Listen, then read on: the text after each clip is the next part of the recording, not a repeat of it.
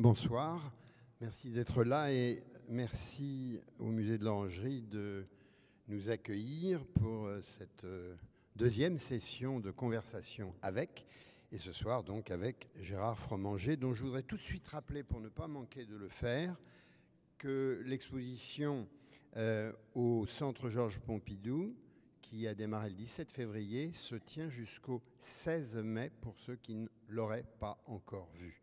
Une exposition très importante, rétrospective, de 1965 à 2015, 1964 je crois même, avec une cinquantaine d'œuvres. On va en reparler tout à l'heure. Mais comme il est dans mon habitude, Gérard, bonsoir. Quel souvenir le plus ancien as-tu de ce lieu? Ça marche comme ça? Ça marche, en le mettant sur le menton. Bonjour, d'abord. En général, vous êtes des amis du musée ou... Non, pas forcément. Si vous savez un peu qui je suis, mais moi, je ne sais rien. Ah bon. Vous êtes des étudiants, voilà. Eh bien, j'ai des souvenirs d'enfance. Oui. D'enfance. Ma mère nous emmenait toujours dans les musées, beaucoup. Nous habitions pas loin du musée Rodin. Alors on Bonne adresse. On allait jouer dans les... Oui, oh, c'était des maisons qui valaient rien à la sortie de la guerre. Après, ça faisait chic, mais... En tout cas, j'allais au lycée Buffon ou tout ça. Donc tout ça, c'était le quartier là. Et on allait jouer dans le musée Rodin. Et donc tout de suite, tout petit, je dois dire que mon père était peintre amateur, etc. Dans ma famille, il y avait beaucoup de peintres. Et puis, un peu plus loin, on venait jusqu'ici pour jouer avec les bateaux sur les bassins des Tuileries et on venait nous mettre dans ces salles. C'est probablement un de mes premiers souvenirs d'extraordinaire peinture, ces deux salles. Et il y avait ces deux salles, et puis en face, c'était, je crois, les Asperges. Oui, c'est la petite asperge de Manet, puisque c'était à l'époque les collections... C'était un petit tableau qui me trottait dans la tête, c'était extraordinaire. Et je pense souvent à ces nymphéas, mais c'est émotionnellement, pas du tout comme l'école support surface qui était parallèle à la nôtre, de figuration dite narrative, parfois nouvelle figuration, parfois figuration critique, etc. On va y venir. En tout cas, support surface qui se recommande d'une tradition venue de Monet, des impressionnistes et la suite.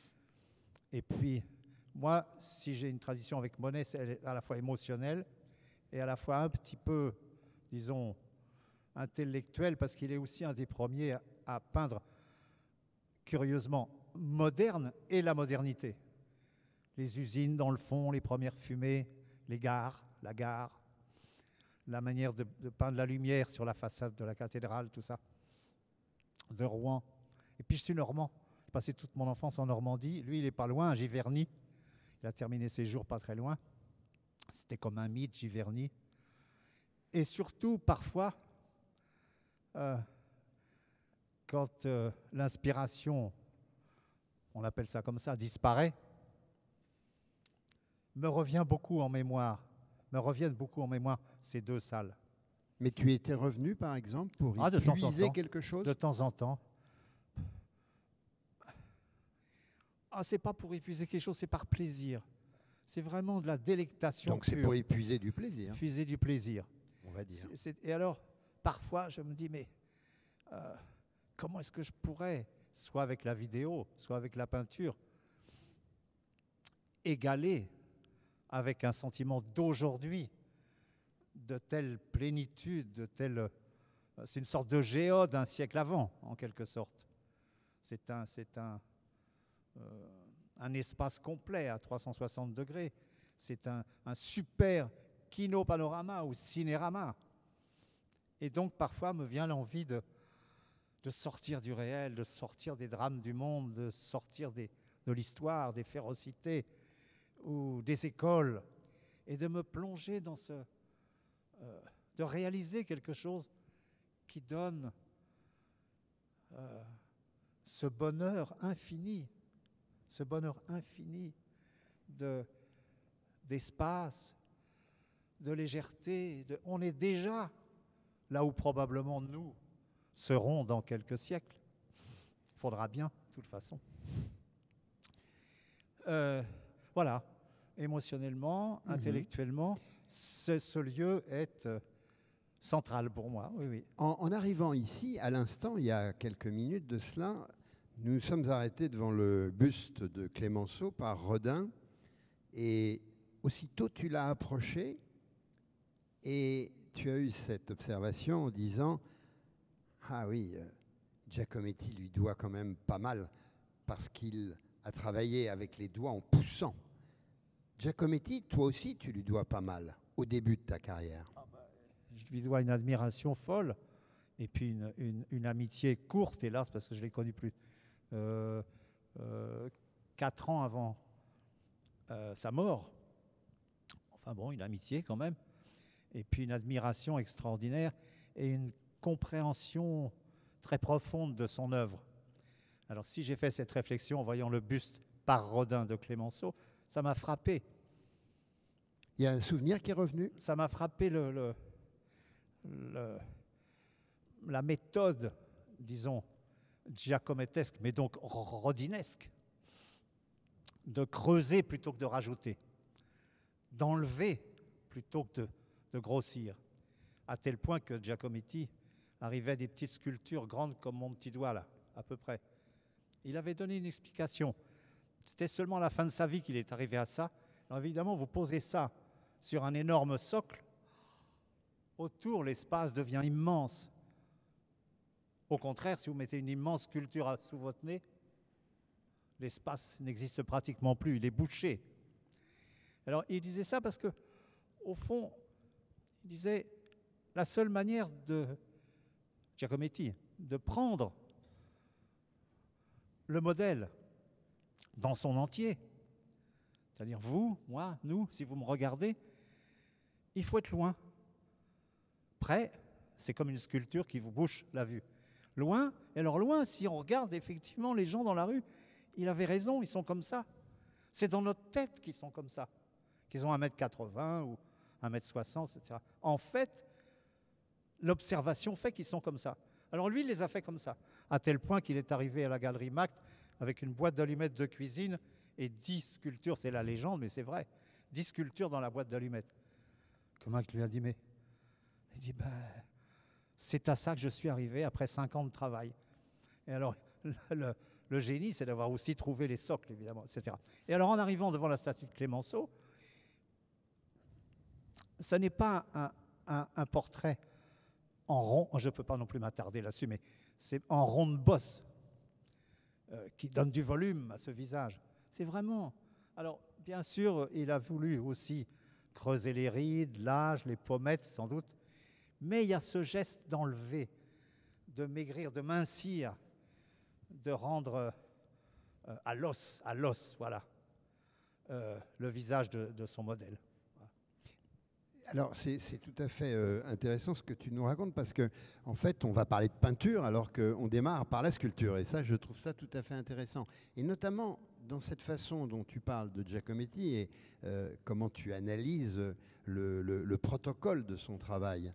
Par rapport à ton travail de peintre, si on le saisit dans ce que l'on en connaît d'une manière un petit peu emblématique, on va dire, de cette peinture en aplat, est-ce qu'on pourrait dire que le travail justement dans sa genèse procède aussi comme ça par un système d'accumulation de plans, de figures?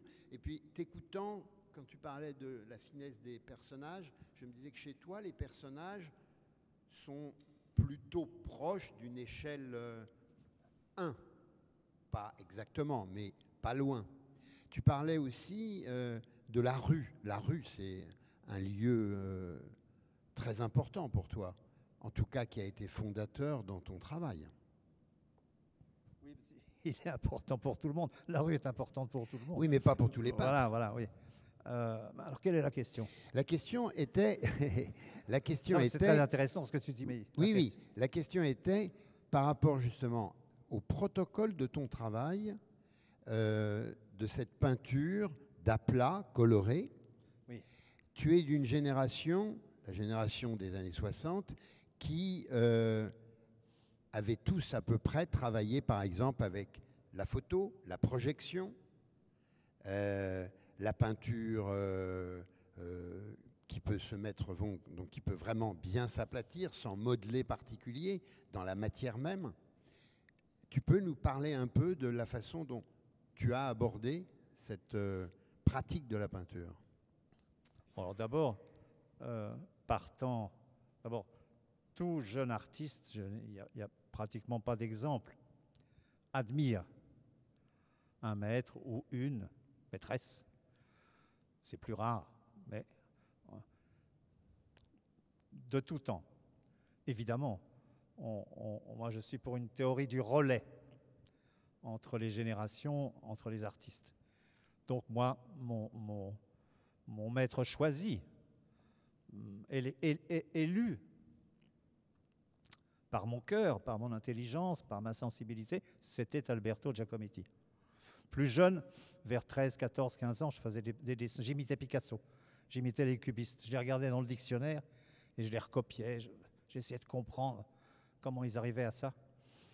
C'est tellement mystérieux, alors qu'en fait, quand on grandit, on voit que c'était assez simple. Et j'aime beaucoup la définition de... Mais j'y reviendrai. Hein. J'ai l'air d'aller un petit peu ici et là, un peu, mais ça se... Mais on déambule, on retombe sur nos pieds.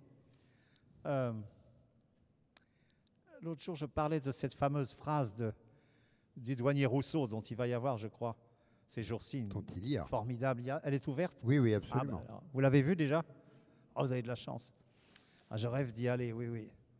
Alors, il y a un banquet fait pour lui par Picasso, probablement là-haut à Montmartre. C'était à Montmartre. Voilà. Au dessert, on le chante, etc. Il fait un petit discours et le douanier dit à Picasso, nous sommes les deux plus grands artistes de l'époque. Toi, dans le genre égyptien, et moi, dans le genre moderne. C'est formidable. Parce qu'au fond, si on a... Bon, ça fait rire. Parce qu'évidemment, Picasso, c'est l'artiste exemplaire de la modernité. Ben oui, mais dans le genre égyptien, il n'a pas si tort. Parce qu'au fond, il part beaucoup d'un masque nègre, comme on disait à l'époque, c'est-à-dire de l'Afrique, c'est-à-dire de formes géométriques et simples, qui au fond ne sont pas modernes. Elles deviennent modernes par la mode qui l'inspire, parce qu'il les peint au début du XXe siècle. Mais en fait, ce sont des formes immémoriales. Il avait raison, le douanier. Tandis que lui, avec ses collages, ses découpages, son culot avec les cartes postales, avec ses voyages complètement imaginaires, pré-surréalistes, pré-dada, lui était effectivement très moderne. Donc c'est pas... On a envie de rire, mais si on réfléchit... alors, pareil avec Marcel Duchamp, par exemple. Oh, tout le monde est très sérieux sur le ready-made. Tout le monde s'en recommande, depuis Dada, alors en passant par les pop artistes américains, jusque les conceptuels, etc. C'était un comique, Marcel Duchamp. Il venait du journal Le Rire. Son idole, c'était Jules Laforgue. C'était des poètes comiques, drôles. Il faisait des répliques dans le journal Le Rire sous des dessins humoristiques. Et alors, comme pour la phrase du douanier Rousseau, je la regarde froidement. Alors, je la regarde, je vois nu descendant l'escalier. Ça crevait de rire. Mais qui a eu une idée pareille? Alors, nu... grande tradition. Voilà, dans le lit, nu au réveil, nu de la maîtresse qui, de l'amant que, etc. Mais nu descendant l'escalier, ça a crevé de rire. Pourquoi est-ce qu'un nu descend l'escalier? Pourquoi c'est intéressant, un nu qui descend l'escalier? Donc, une fois de plus, son humour domine. Et j'ai eu du mal à faire accepter dans une interview récente l'expression « l'humoriste Marcel Duchamp ». On m'avait gommé humoriste. Ah, j'ai dit non. Mais pourquoi? Alors j'ai expliqué tout ça. Ah bon, d'accord. Ils ont été vérifiés. La Forgue, les poètes, Dada, tout ça. Ah ben oui, c'est vrai. C'est vrai. Et il devient plus intéressant d'ailleurs. La mariée mise à nu par les célibataires même. Ça mourir de rire. Oh non, non, non, c'est plein de... Bref. Alors comment est-ce que j'en viens? Mais à t'écouter, finalement, on a l'impression que tu es fasciné par Marcel Duchamp. Ah, mais par tous les grands artistes, bien sûr.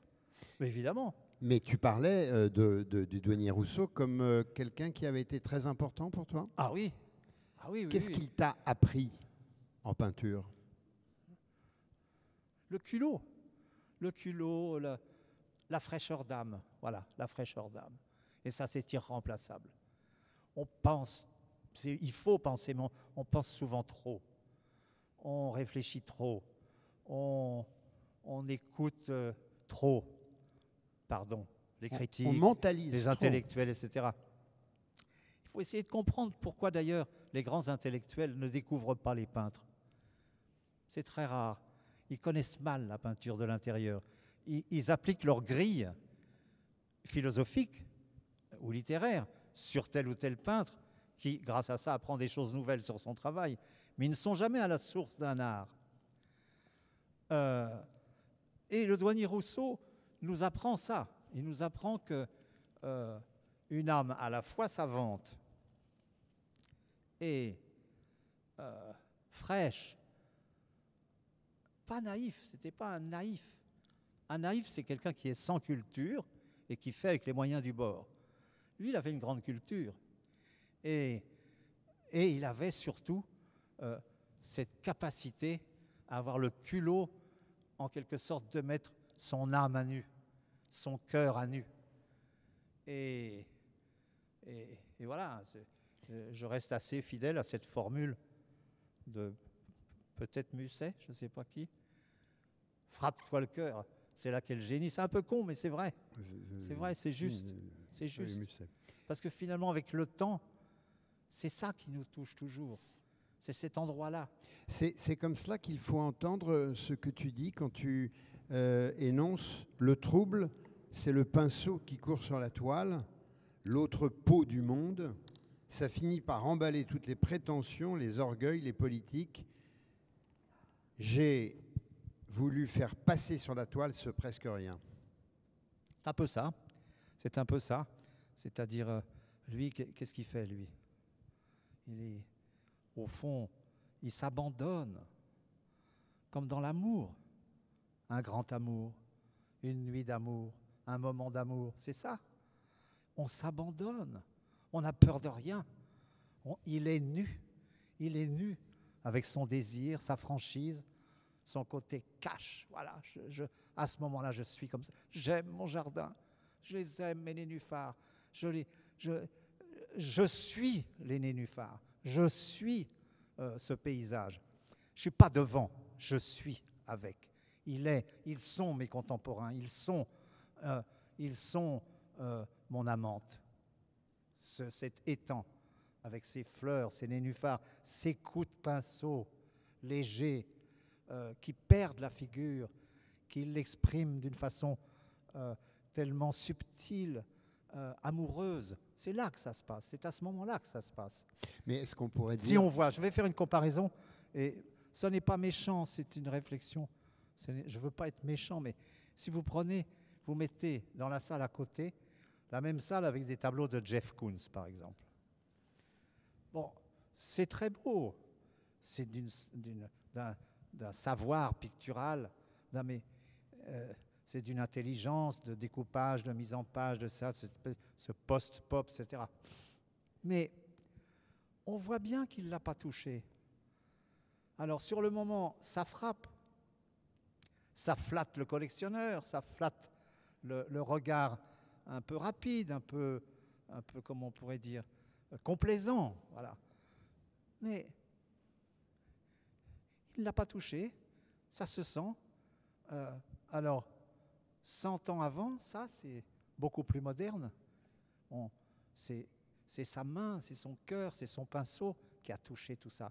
Ce ne sont pas des assistants, 140 assistants, chacun a son passage, son truc.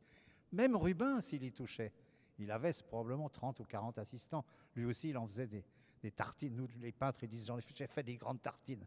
T'en es où? Qu'est-ce que tu fais? Je fais des grandes tartines. Bon, alors c'est des grands tableaux comme ça. Alors, Rubens, il venait au dernier moment, il mettait son génie. On le voit, c'est parfois ennuyeux. Mais souvent, paf, quand même, l'hommage à la reine, là, les 15-20 tableaux, etc. Alors, c'est quand même impressionnant.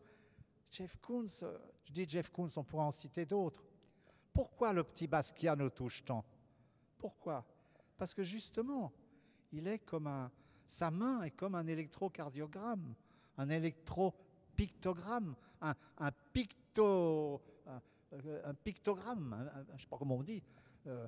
Il n'est pas électro, il est manuelgramme de son âme, de son cœur, directement. Et c'est ça qui nous touche. Vous pouvez prendre 10 cm d'un Basquiat, c'est lui, ça suffit. Giacometti, 10 cm, ça suffit, même 3 cm. Enfin voilà. Mais curieusement, je sais pas si ça répond. Curieusement, on dit de la peinture qui est cette fameuse figuration narrative. Tu vas nous dire un petit peu comment toi tu entends cette qualification. On dit de cette peinture qu'elle est très objective, qu'elle est très distanciée.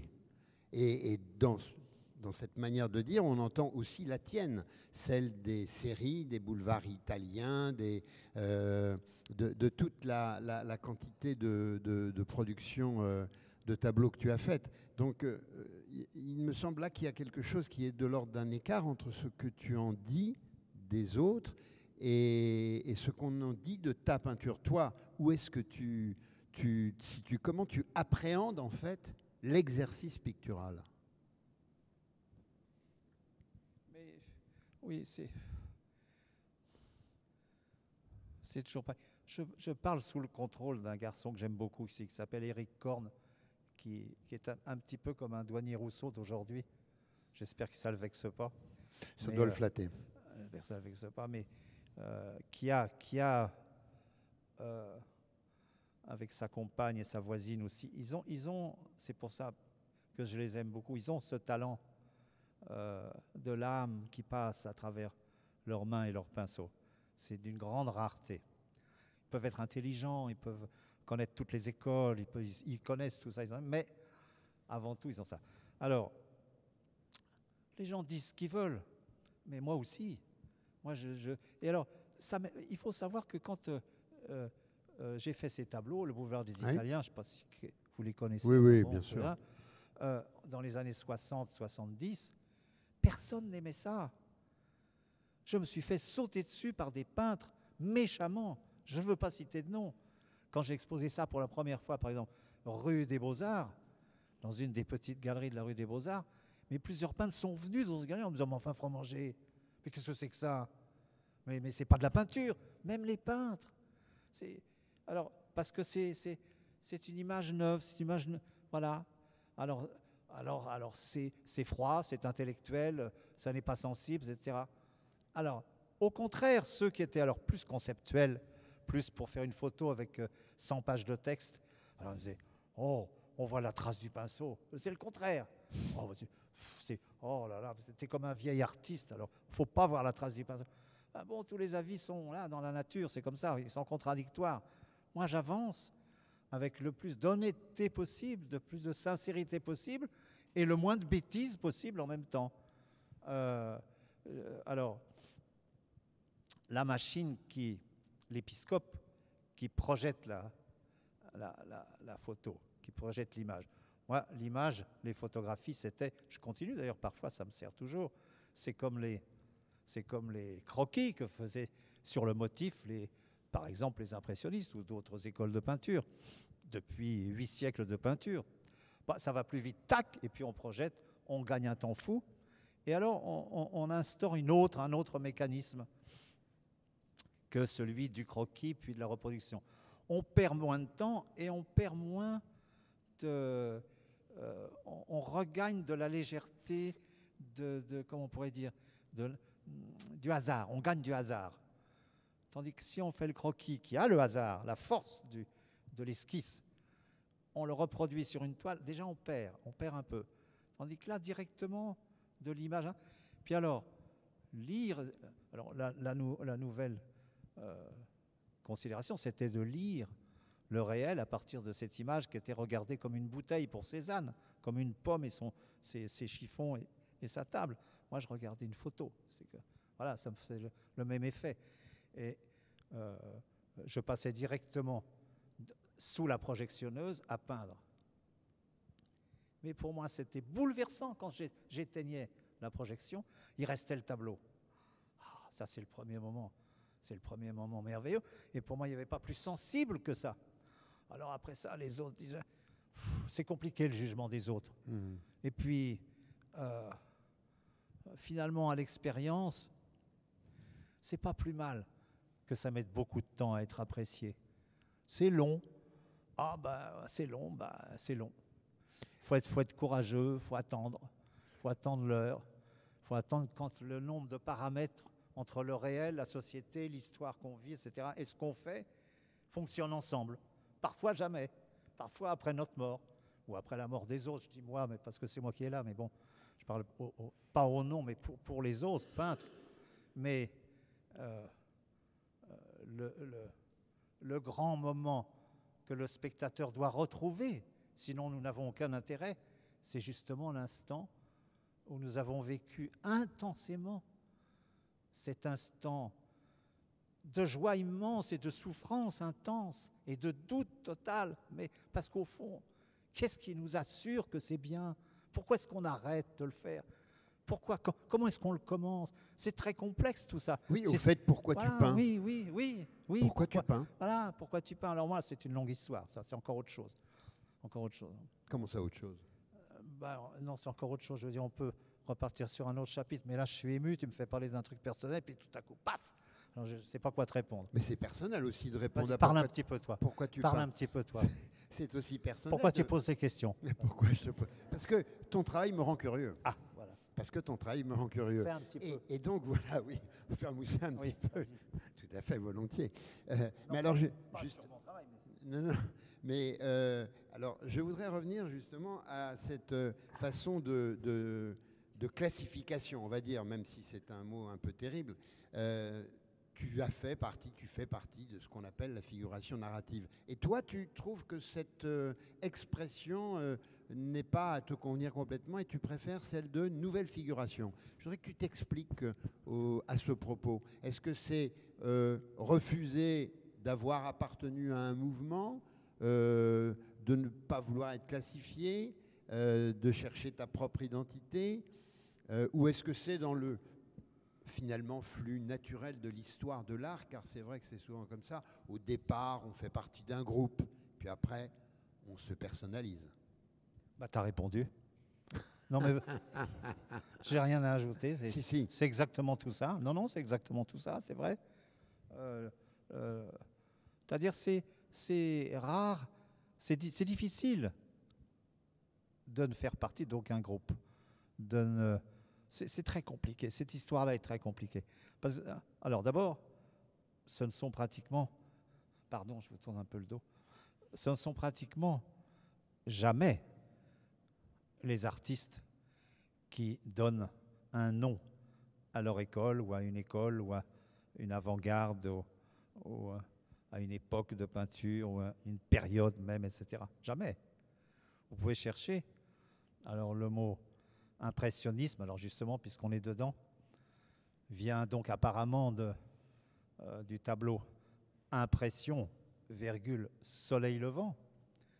Alors, comment il s'appelait le type? Louis Leroy. Alors, dans le Charivari du 25 avril 1874. C'est lui qui parle d'impressionnisme. Il dit, oui, en effet, ça me donne des impressions, etc.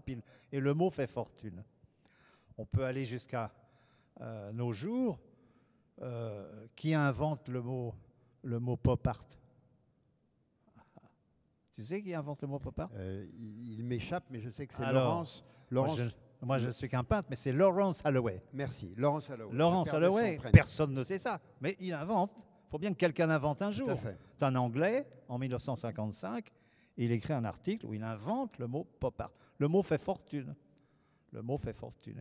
Figuration narrative? Alors, figuration narrative, pour une fois, ce sont, je crois, alors j'ai jamais su exactement, Ce sont à la fois 2 ou 3 peintres, Rancillac, Télémaque et Clasen, mais je crois surtout Rancillac et Télémaque, je crois, et le critique d'art Gérald Gassio-Talabo, qui ont inventé. Alors les uns disent c'est moi, les autres disent non c'est lui. Bon, comme d'habitude, la paternité,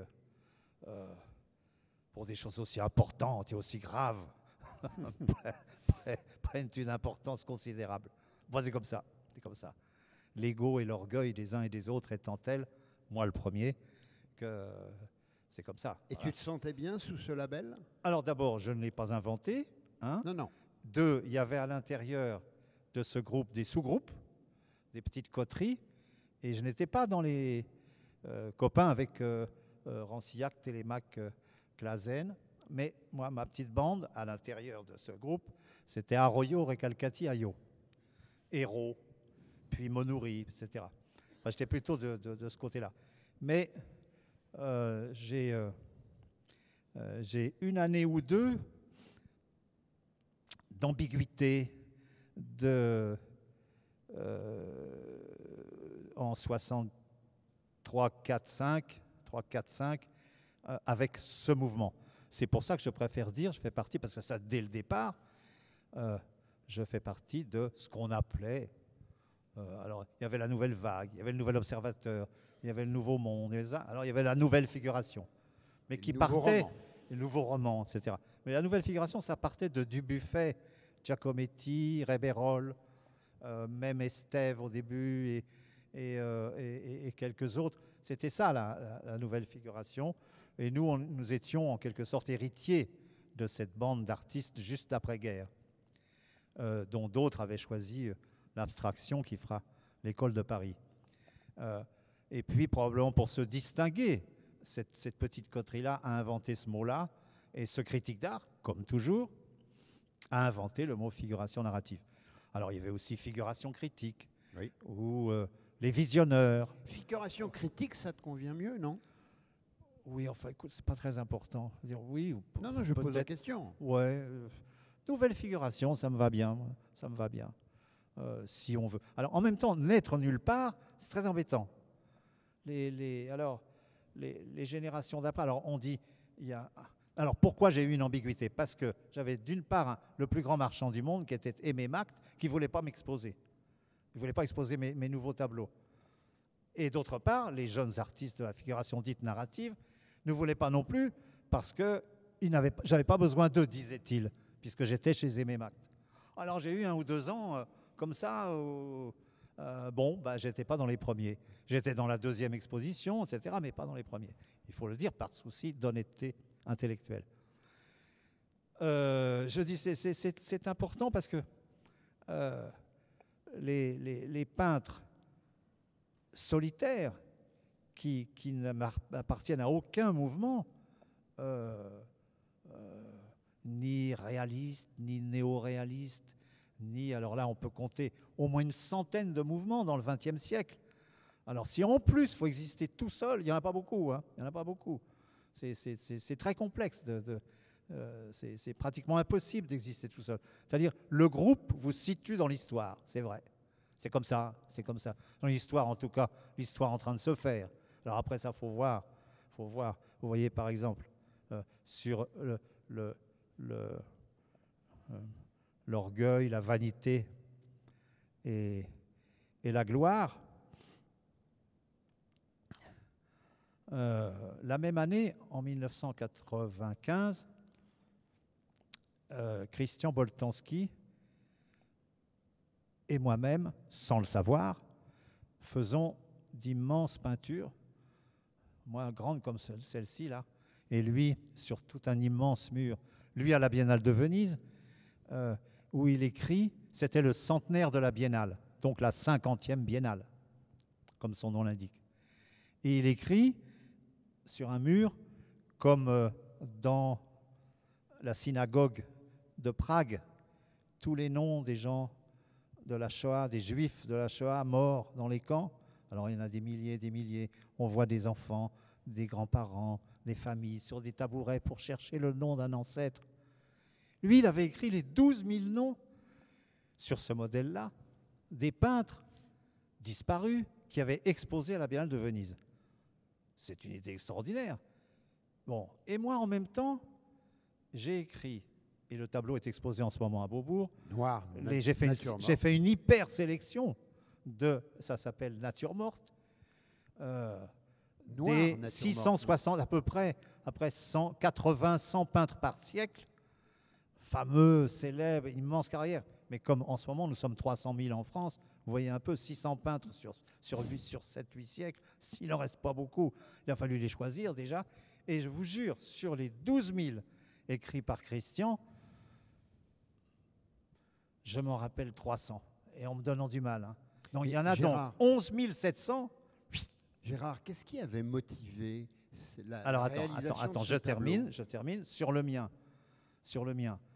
où il y a 660 noms, pareil, il y en a au moins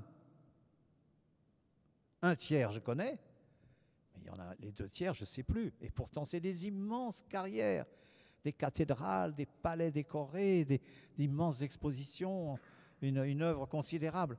Donc, figuration narrative, oui, bon, d'accord. Oui, là on est très loin. Du calme. Alors, deux questions.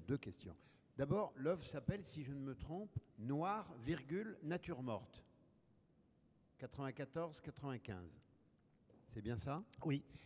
Ce titre? Alors, il faisait partie d'une série de 5 grandes toiles de 9,20 mètres de long. Ça venait juste... J'ai commencé 15 jours après le début, en 1991, de la première guerre du Golfe, où tout à coup, le monde s'écroulait, l'économie de l'Occident s'écroulait, plus de marché de l'art. Sur 600 galeries à Paris, il en reste 200. Pendant il y a quelques mois ou quelques 1 ou 2 ans de tragédie, enfin disons de déséquilibre de la société à cause de cette bataille, de cette guerre. La mère des batailles, comme disait ce crétin de Saddam Hussein. Comme il n'y avait plus de marché de l'art, plus de grandes expositions, je me suis dit enfin, je vais pouvoir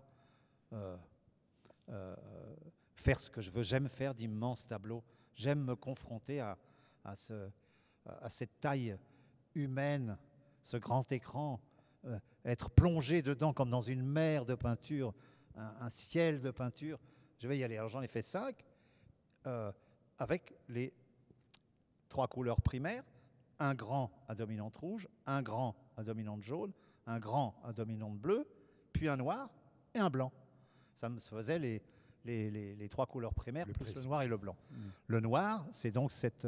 Et je prenais des titres qui correspondaient à l'histoire de la peinture. Alors, une nature morte aujourd'hui, qu'est-ce que ça pouvait être en 94, 95? Comment est-ce qu'on peut peindre une nature morte aujourd'hui? Alors, nature, c'était à la fois nous sommes des morceaux de nature, il n'y a rien à faire.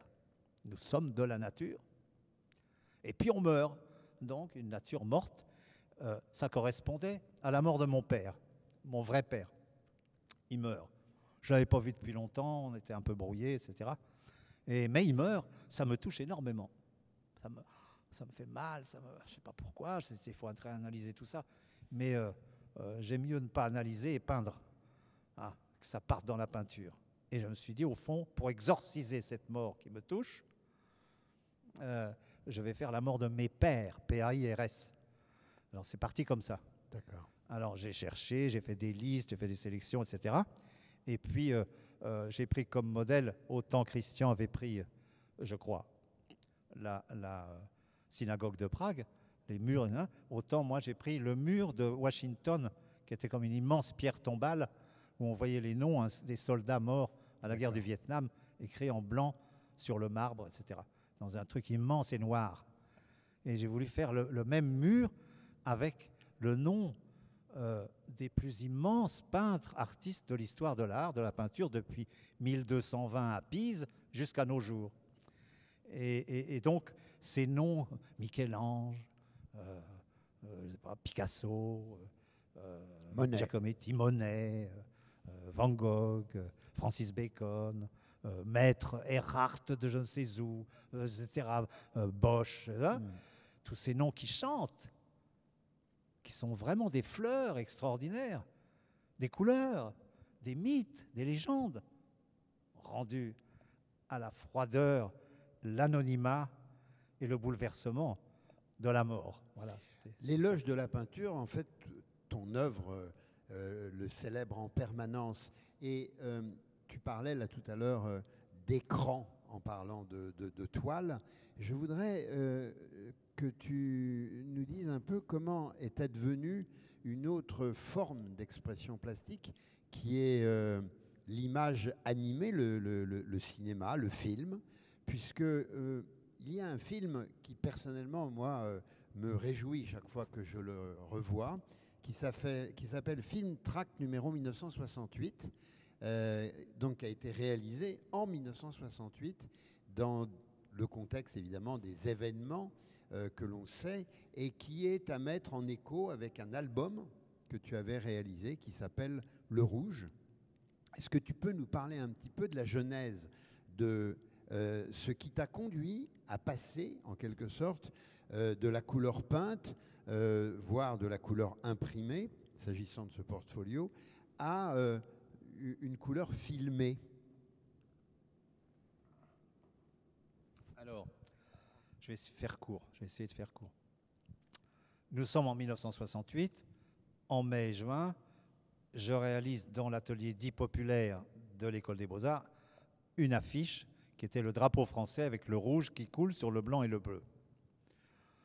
Manifeste. 8 heures de discussion, d'assemblée générale entre les peintres, 200 ou 300 artistes, manutentionnaires, artistes, affichistes, etc., qui discutent pendant des heures sur ce drapeau français avec le rouge qui coule dessus pour dire finalement non, on ne l'imprime pas. Mais une amie qui était l'assistante de Jean-Luc Godard vient me trouver le lendemain et me dit: il y a Jean-Luc qui voudrait te connaître, il voudrait connaître le type qui a fait le drapeau rouge, le drapeau avec le rouge qui coule sur le blanc et le bleu.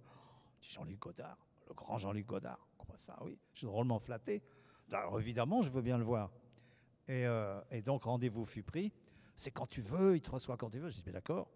Alors il faut savoir qu'à cette époque-là, pendant 2, 3, 4, 5, 6, 8 mois, peut-être même 1 ou 2 ans certains, les artistes, alors je généralise, mais quand même une grande majorité des artistes ont été asséchés par mai et juin 68 parce que le réel était tellement plus fort, la vie était tellement plus passionnante que l'art, que alors Jean-Luc était dedans. Il ne filmait plus depuis quelques semaines, et puis ça a duré un bon moment, et ensuite il s'est retiré comme un artiste avec la vidéo dans un atelier comme un artiste pour ne plus avoir les équipes, etc.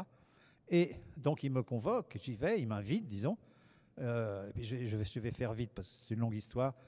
Il me reçoit très gentiment, il me demande comment j'ai fait, il va acheter le matériel. Je dis: bah, il avait envie de le faire. Alors il commence à dessiner, il le fait. Et puis au moment où le rouge coule sur le papier, c'est-à-dire sur le blanc et le bleu, il est complètement bouleversé. Mais bouleversé, il me dit: tu veux faire du cinéma? Bah, écoute, Jean-Luc, je ne sais même pas où il faut. Je m'occupe de tout. Rendez-vous demain à 17h, etc. Ce qui fut dit fut fait. Et le lendemain, nous avons réalisé ce petit film. Voilà. C'est-à-dire ce rouge, avec rien, avec très peu de matériel, silence complet, une seule image qui bouge comme ça, très calme, sur 2 minutes 30 à peu près. Donc ton premier film avec comme technicien Jean-Luc Godard. Exactement. Ça va, c'est pas trop mal. Et tu as 29 ans, si j'ai bonne mémoire. À cette époque-là, oui. Ouais, oui. Hein, c'est bien ça. Ouais. Mais tu as mordu à cette problématique de... C'est-à-dire, du coup, j'ai eu plein d'idées. Ça m'a vraiment, comme on dit aujourd'hui, branché sur le cinéma, sur la vidéo. Mais alors il m'a tout donné. 2 de ses assistants de vidéo, je me rappelle un qui s'appelait Jacquet, et ses appareils, mais c'était très rudimentaire à l'époque. On ne pouvait pas faire de montage. Ça tout sautait, c'était très épais, les bandes étaient très larges, ça marchait très mal, il fallait tout remonter à la main, c'était trop compliqué. Donc j'en ai fait quelques-uns, mais tous ratés, tout est raté. Il y en a un que j'ai quand même passé, qui s'appelait Partie de campagne, parce que c'était aussi un titre de peintre de toute une époque, les parties de campagne. Lui, il a dû faire des parties de campagne d'ailleurs. Monet, comme Manet d'ailleurs. Comme Maupassant. Oui, enfin bon, parti de campagne. Alors c'était en fait un film que j'avais fait avec les parties de la campagne électorale de 1969. Et alors j'avais inversé, j'avais fait avec une technique un peu, disons, situationniste. J'avais inversé les rôles, c'est-à-dire sur une image d'hommes politiques. Par exemple, j'avais pris Pompidou, Rocard, Krivine, enfin tous les gens de l'époque qui faisaient la campagne électorale, et des textes de révolutionnaires. Et je leur faisais dire sur leur image de ça. C'était amusant d'ailleurs de voir que dans leur propre discours, j'avais enregistré tout. Chacun avait, je sais pas, 3 heures pendant toute une campagne électorale. Il restait 3 minutes. Et encore, et encore. C'est fou à quel point les hommes politiques peuvent être répétitifs. C'est incroyable. Il reste quoi, 3, 4, 5 phrases où ils disent vraiment quelque chose qui correspond à ce qu'ils pensent. Tout le reste n'est que répétition. Donc ce n'était pas trop difficile de sélectionner et de faire ce va-et-vient, ce détournement. Mais alors, la technique était si mauvaise. Et alors, voilà, ça avait été montré au Musée d'Art moderne dans ce qu'on n'appelait pas encore à l'époque des environnements. J'avais fait un petit appartement petit bourgeois avec un tapis, un tissu sur la télévision pour la cacher de jour, et puis 3 chaises, etc. C'était comme un salon. Puis on enlevait le chiffon et on mettait le film. Mais c'était tellement mauvais. Alors il y a eu 3-4 séances, puis j'ai dit on arrête. Mais c'était amusant. J'ai eu envie de faire. Je voudrais me saisir J'ai eu envie de faire, mais la peinture, c'est quand même mieux. Alors, je voudrais me saisir de 2 mots que tu as utilisés dans ce que tu viens de nous dire, parce que j'aurais voulu que tu, sinon nous éclaires, du moins m'éclaires. C'est très égoïste de ma part, mais je n'hésite pas. Dans le catalogue du Centre Pompidou, il y a une analyse de ton travail par un jeune critique d'art, enfin jeune plus ou moins, qui s'appelle Olivier Zam. Et il te tire du côté du situationnisme. Or, tu viens de prononcer situationniste. Et tu as dit, en plus, tu as parlé de détournement. Or, on sait que le détournement, c'est le vecteur, je dirais, de la rhétorique du situationnisme. Tu te sens un artiste situationniste? Non, mais j'ai répondu dans le catalogue d'ailleurs. Oui, mais là, je te pose la question. J'ai dit d'abord, toute personne qui sera... Ça, c'était la fraîcheur, la violence de la jeunesse éternelle. Toute personne qui se disait entre 18 et 30 ans situationniste était tout de suite virée du mouvement. Ah non, ça n'existe pas, le situationnisme n'existe pas. Donc non seulement je me serais fait virer, et je n'ai même pas eu l'orgueil de me dire situationniste, pas du tout.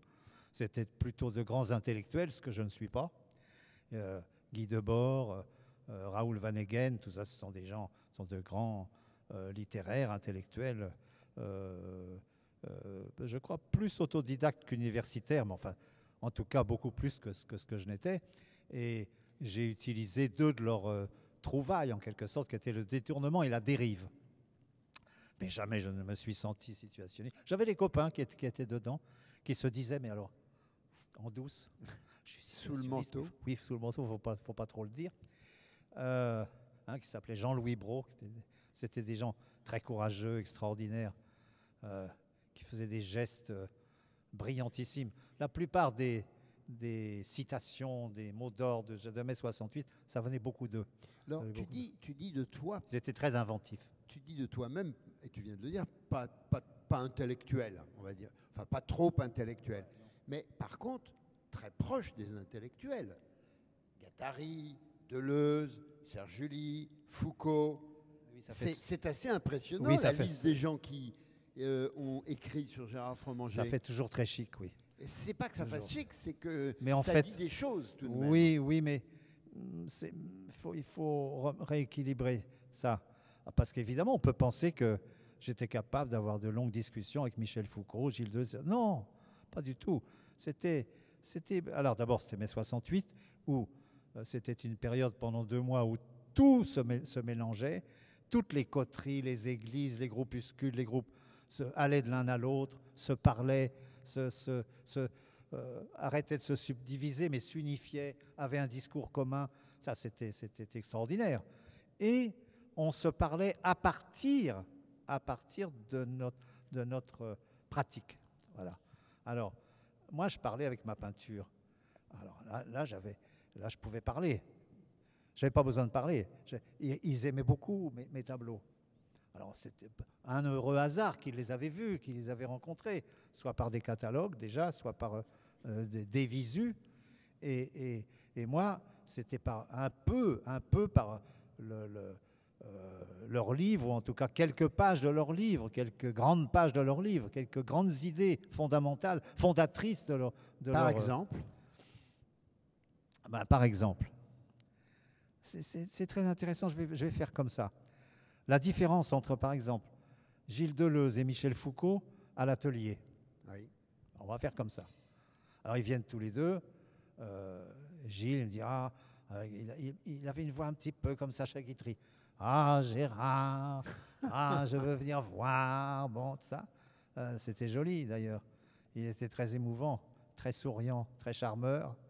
Et alors, lui, il est venu, pour écrire son premier texte sur mon travail, il est venu 5 ou 6 fois, à chaque fois pendant 3 heures, en posant plein de questions sur ce qu'il voyait dans le tableau.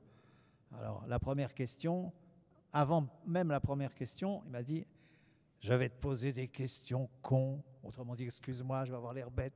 C'est-à-dire, sous-entendu, je connais rien à la peinture, ou pas assez. Je vais avoir l'air... Bon, comme ça. Alors, comme ça, je disais, bon, moi, je vais te faire des réponses cons, comme ça, au moins, on sera tranquille. Et il a commencé par me dire, bon, alors, d'accord, alors allons-y. J'ai dit, oui, vas-y. Pourquoi est-ce qu'il y a du vert là? Oui, c'est très intéressant.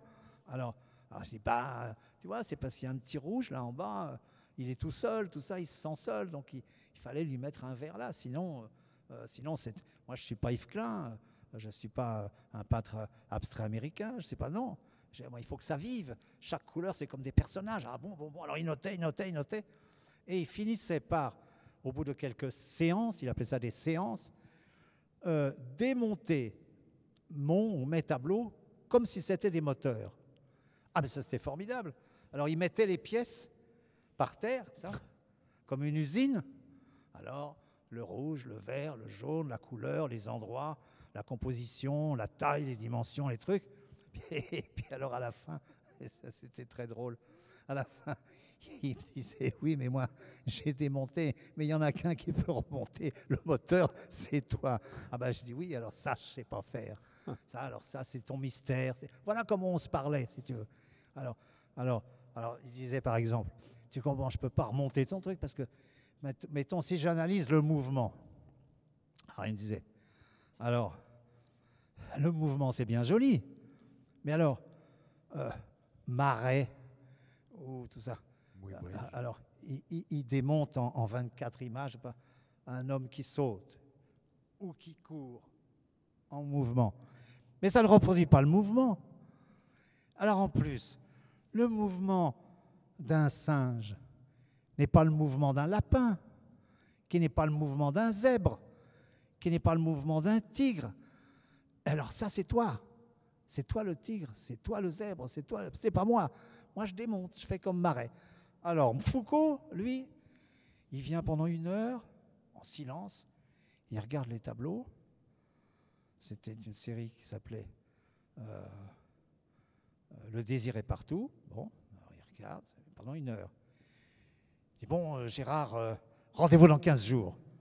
63, je ne sais plus combien, rue de Richelieu, à la porte d'entrée de la Bibliothèque nationale. Bon, d'accord, il était très charmant, mais toc, net, comme son crâne. J'ai dit, bon, d'accord. Et puis, il n'est jamais revenu voir les tableaux. Et 15 jours après, à l'heure précise, il arrive, voilà ton texte. Alors, il avait cherché dans les archives, c'est ça son truc, toute l'histoire entre la photographie et la peinture. Et il avait réinventé mes tableaux qu'il avait vus en 1 seconde, en 1 heure, avec les archives, l'intellectuel pur, la recherche bibliothécaire. D'où la phrase « L'agencement des couleurs vient créer un événement tableau sur l'événement photo ». Voilà, Foucault. Et il appelait ça... Alors que Deleuze, les grands écrivains, ce sont ceux qui créent une langue étrangère dans leur propre langue. Les peintres, on peut dire la même chose. Voilà, tout à fait. Les peintres, les grands peintres sont des peintres qui inventent une peinture étrangère dans leur propre histoire de la peinture, si tu veux. Alors, j'aurais voulu, peut-être pour mettre un terme à notre conversation, si tu veux bien que tu nous dises qu'est-ce qui, un jour, je crois que c'était vers la fin des années 70, te conduit vers l'Italie pour t'y installer. Qu'est-ce que l'Italie t'offrait que peut-être tu ne trouvais plus en France ou plus à Paris? Alors il y avait des raisons à la fois politiques, des raisons psychologiques, des raisons amoureuses et des raisons économiques. Alors, les raisons politiques, j'en pouvais plus, que j'aime beaucoup la radio, en travaillant, la télévision, les informations, tout ça, j'en pouvais plus. Chirac, Mitterrand, je ne sais plus qui, les 4 personnages de l'époque, tout le temps, nuit et jour, j'en pouvais plus. Ça ne me parlait plus, d'une part. D'autre part, j'avais fait une première exposition personnelle à Beaubourg qui avait été un échec cuisant. Mais, et j'avais dit, si personne ne m'achète un seul tableau, je brûle tout. Ah, j'étais très rebelle à l'époque, très rebelle. À l'époque? Je brûle tout. Ben oui, l'âge aidant, on le devient, on ne change pas, mais disons, on évolue. Et quelqu'un a acheté un tableau? Alors voilà, des amis de ma compagne, qui est là d'ailleurs, qui est toujours ma compagne, allemands, ont acheté un tableau et ils ont dit, si vous amenez le tableau en Toscane dans notre maison, on la partage pendant 2 mois. Ça a commencé comme ça. On dit, oh, quelle chance. Puis alors j'avais une obsession du périphérique. Tu sais, on est un peu crétins, les peintres. Alors j'avais le périph' dans la tête tout le temps, jour et nuit. Parce que de temps en temps, j'y allais, c'était tout le temps bloqué. Je disais, mais alors donc là, autour de moi, il y a cette espèce de nœud, de chaîne, de trucs. C'est terrible, je peux plus, il faut que je sorte. Et j'avais vécu 1 an en Camargue pour préparer l'exposition à Beaubourg, en 1978-79. Et c'était formidable. Oh, c'est un beau pays. Tous les villages sont en fête pendant 6 mois.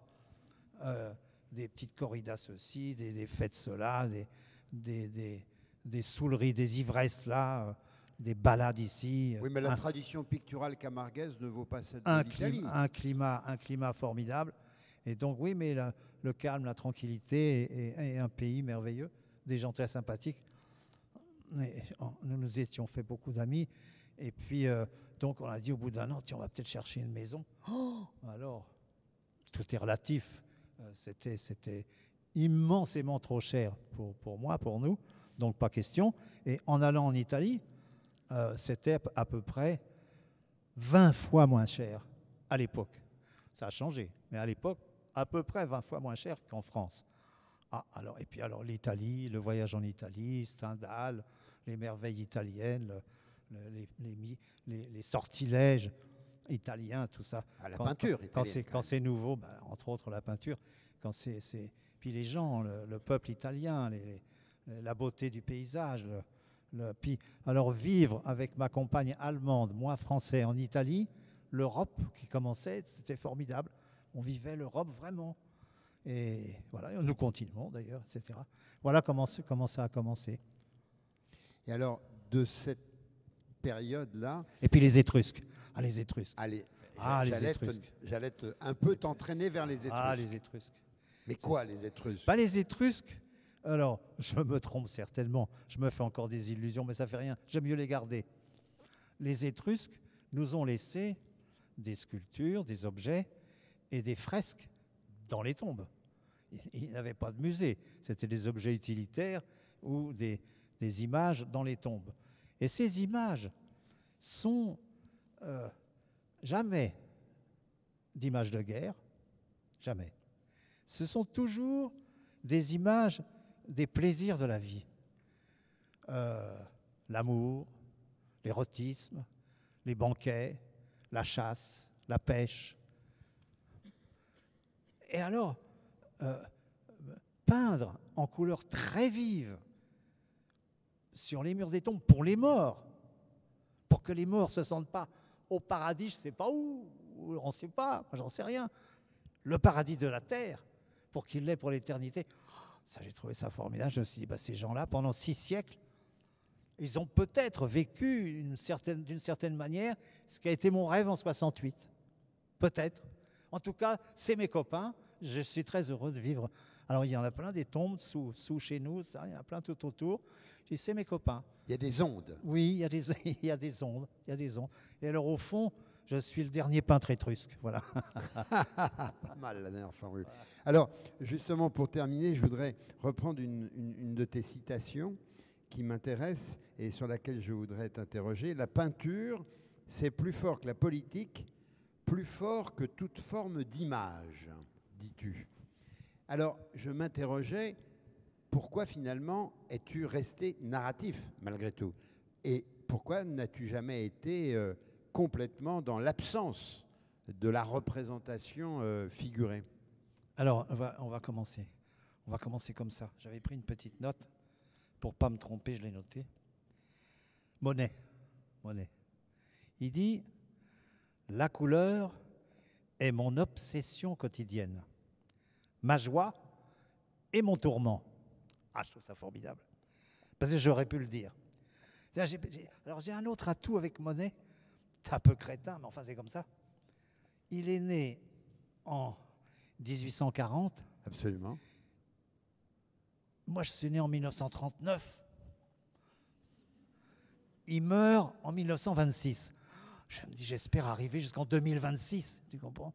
Il y a un côté, tu vois, il traverse le siècle, 1800-1900. Moi, je traverse 1900-2000. En me disant, quand même, il ne faut pas rater là, le passage, parce que tout ce qui était avant, ça faut être là, quoi, faut être là. Lui, il a été là avec ça. Avec ça. Il faisait bien d'autres choses avant. Il s'y est mis vers 98.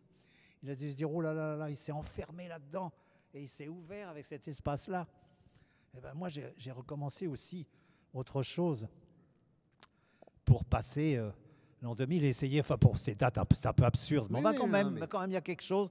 J'espère arriver comme lui à 86 ans, ou 80, par là, avec à peu près les mêmes dates, à 100 ans de différence. Alors, il dit, la couleur est mon obsession, elle fait ma joie et mon tourment. Alors, c'est... je parlais de ça avec Anna hier, justement. On va être un peu cuistre. Un peu cuistre. Allons-y. On est dans une gare. Le train va partir. Il part. Mais tout à coup, je ne sais pas si c'est le mien ou si c'est celui d'à côté. Tout le monde a vécu ça. On a un trouble merveilleux d'ailleurs, un peu déséquilibré, un peu vertigineux, qui dure 2, 3, 4 secondes, et puis hop, on s'accroche à quelque chose. À quoi? Au quai. Alors c'est Einstein qui raconte ça. Albert, il dit, il faut regarder le quai. Et alors, comme ça, je vois bien que c'est moi qui démarre, qui quitte le quai, ou c'est l'autre, puisque moi je reste fixe par rapport au quai. Et il appelle ça une constante. Alors il dit, dans le train, au moment de partir, il me faut une constante pour voir si c'est moi qui parle, pour avoir une solution entre nous. Alors il dit, entre l'espace et le temps, c'est un peu comme les trains en gare. Il me faut une constante, il me faut mon quai, il faut que je trouve un quai. Alors il cherche, et il dit, il y a un quai, il y a une constante, c'est la vitesse de la lumière. Alors il dit, oui, c'est 300 000 km à peu près à la seconde, partout, en tout temps, en tout lieu, depuis toujours et pour toujours. Hop, je me fixe là-dessus. Ça, je sais qu'entre l'espace et le temps, en me fixant sur la vitesse de la lumière, je vais pouvoir avoir relativement une idée de comment tout ça fonctionne. Et alors il fait, je ne veux pas faire le malin, hein, enfin ça va vite, il fait E égale mc2, c'est-à-dire alors moi je peins ça. Moi je fais comme lui. L'énergie, E égale la masse universelle et la vitesse de la couleur au carré. La vitesse de la lumière au carré. Tu vois, j'ai fait le lapsus parce que moi, ma constante, mon quai, c'est la couleur. C'est la couleur. C'est la couleur. Comme Monet, c'est la couleur.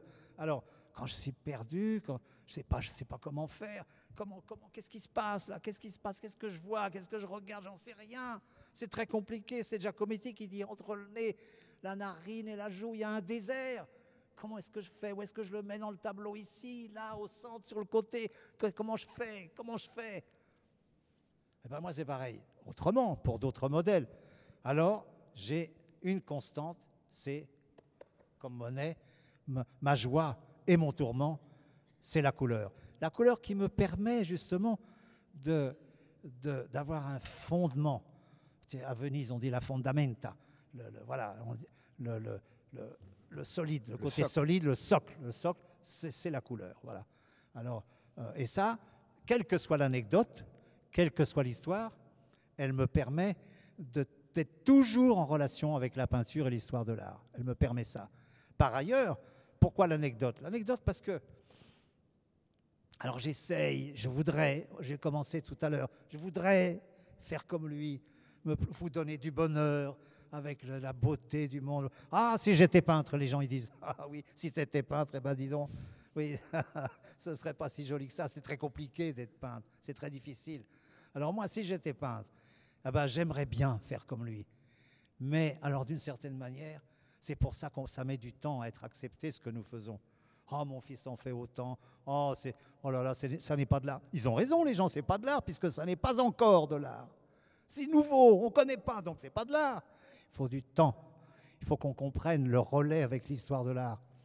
Et donc, dans cette mécanique-là, disons, dans cette histoire-là, je me situe à un moment donné, je me pose, je me place avec une nécessité, avec l'envahissement, quand j'ai bien compris que, ben non, c'est pas tout à fait ça, tout arrive.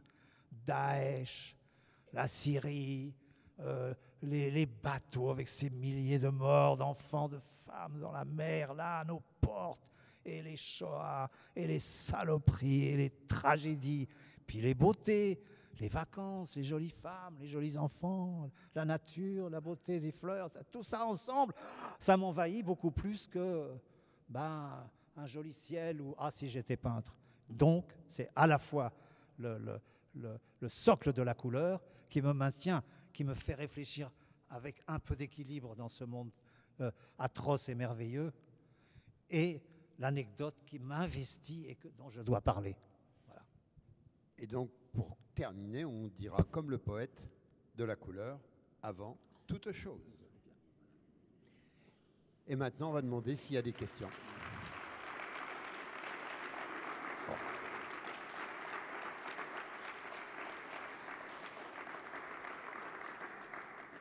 Merci beaucoup, Gérard. La parole est à vous.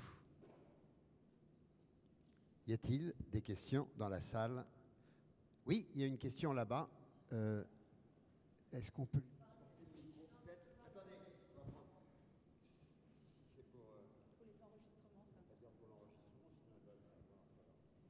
Attendez. Bonjour. Bonjour. Ça marche? Ouais. Bonjour. Vous parlez beaucoup de sensibles et vous transmettez ça quand vous parlez de votre sensibilité et de la sensibilité autour de vous, etc. Et je comprends, enfin je sais pas, le paradoxe quand on regarde vos toiles, c'est cette homogénéité, l'homogénéisation dont vous parlez beaucoup, enfin moi j'ai le ressenti comme ça, à travers vos silhouettes, cette répétition, ce regard sur le monde que vous avez qui est quand même assez critique, enfin que je perçois. Or vous ne l'êtes pas, donc je suis étonnée, enfin voilà, je suis assez étonnée de ce paradoxe-là, de vous voir et de voir vos toiles qui ne parlent pas comme vous. Donc c'est étonnant pour un artiste. C'est la première fois qu'on me dit ça, mais c'est intéressant. C'est la première fois. Au contraire, en général, alors que je ne le fais pas exprès, on me dit c'est formidable comme vos toiles procurent de l'énergie, donnent de l'énergie, montrent l'énergie du monde. Alors là, vous semblez dire que cette énergie, je l'ai en parlant, mais qu'elle n'est pas dans les tableaux, c'est ça, c'est un peu ça? Non, c'est pas l'énergie, c'est un regard assez, enfin moi que je perçois, assez critique quand même sur le monde et surtout ces formes que vous remettez qui sont répétitives et qui font qu'on est tous pareils, quoi, en fait. Enfin, vos silhouettes, elles nous disent, voilà, on est tous un peu que des humains un peu interchangeables, en fait, c'est ça. Et donc, votre sensibilité et ce que moi je perçois dans certains de vos tableaux, voilà. C'est ça que... C'est pas l'énergie. L'énergie, elle y est par la couleur, justement, entre autres. Alors, je vais essayer de comprendre à travers mes tableaux. Alors, effectivement, il y a toute une époque où mes personnages sont unifiés, oblitérés, un peu fantomatiques, dans la même couleur. Puis petit à petit, ils s'individualisent. Et ils se colorent chacun d'une couleur différente. Et là si je comprends bien, ça ne va pas vraiment dans le sens que vous indiquez. Au départ, peut-être, on peut penser ça, alors que moi, c'est une couleur unifiante, rebelle, parce qu'elle dit tous ensemble, peut-être on peut changer un peu le monde, peut-être, mais alors individuellement, peut-être, je pense qu'aussi on peut changer les choses. En fait, mon idée, dans le côté rebelle qui est dans les tableaux et peut-être pas dans mon discours, encore que ma dernière phrase, si je m'en souviens bien, sur la dureté du monde et son émerveillement, ça, je ne peux pas m'empêcher, je ne peux pas me couper des deux. Je ne peux pas en couper un des deux, ce n'est pas possible. Sinon, je me suicide. Si je prends un des côtés, ou je me plonge dans un hédonisme imbécile ou exagéré. Si je fais la part aux deux, c'est que je rends compte de la complexité du monde, oui. Oui. Maintenant, c'est votre point de vue que je ne partage pas, voilà. Que mon discours est un petit peu contraire à ce que vous voyez dans la peinture, si j'ai bien compris. Non, il enrichit. Hein? Je dis, il enrichit. Ah, il enrichit. Ah bah ça, c'est sympa. Ça, c'est gentil.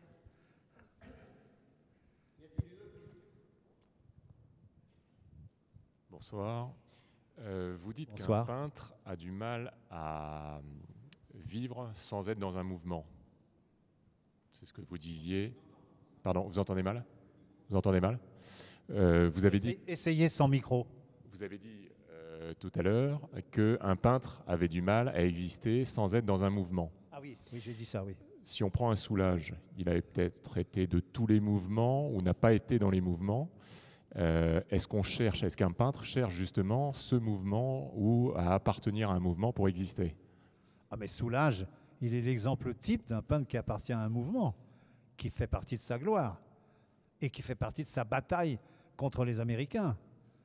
Il y avait en même temps que lui, alors on ne saura jamais qui est le premier, un peintre qui s'appelait Franz Klein, qui était dans la dite grande abstraction lyrique américaine, qui peignait comme lui, comme Soulages, en noir.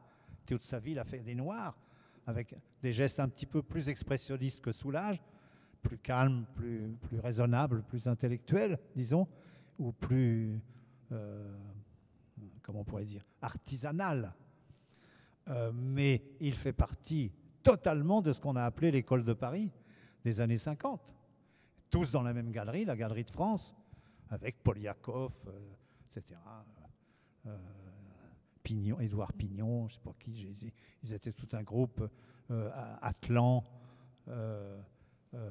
Bissière, Manessier, etc. Toute la grande, comme on disait, école abstraite de Paris. Il fait partie de ça. Vous ne pouvez pas l'enlever de ça. Et il en profite. C'est tant mieux, c'est comme ça. Je veux dire, c'est pas méchant de ma part. Voilà. C'est l'histoire, c'est comme ça. On ne peut pas dire Soulages est tout seul, il arrive comme une fusée. Non. Non.